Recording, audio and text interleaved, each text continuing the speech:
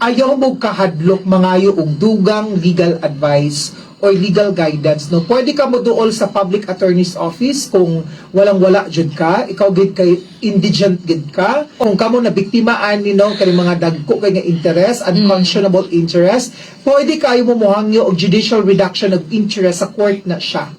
Pero mo lagi nino ang ibayad na lang nimo ang i-file nimo sa court. True. Kay Oo. abot lang pud Ma'am Elge kay mahal gid pud kay ang ato ang justice system sa Philippines. Di gid kumutuan namin nga ay kanang nami mga free kay napud kay free da langay pud kay na ang uban-an na. Pila ka tuig ay pa mahatagan og kuan. Na priso na ka, naka-serve na ka sa prisuhan og pila ka tuig pero ang ending dili di ay ka guilty. Maunang ako gid no mo advocate gid ko Ma'am Elge nga dapat managhan ang lawyer at the same time per barangay dapat naagi item ang mga lawyers. Kay aron mag-guide gid sa mga lawyers ang mga barangay ay duulan direkta dili lang ta all the time mo salig sa PAW kay ang PAW daghan pud gina sila intawon og kaso kaluoy pud itaw nila no nya sila ang dalion din sa mga kabus no so dapat naagid pud na siya intervention. So kung moabot sa pag-file sa kaso og sa korte no mahimo especially kung dako ang involved nga kwarta pwede nullify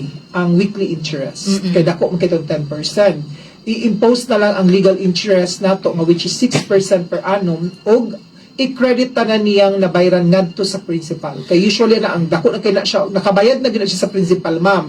Ang tungod sa kadako sa interest dito na siya sa interest na umot, no?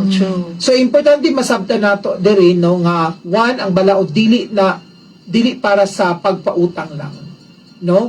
O nagpautang lang. Kun dili ang balaod labaw nga nagpanalipod sa mga gipang pahimuslan. Yes, mura ba og katong episode nato last week tay para sa mga giutangan.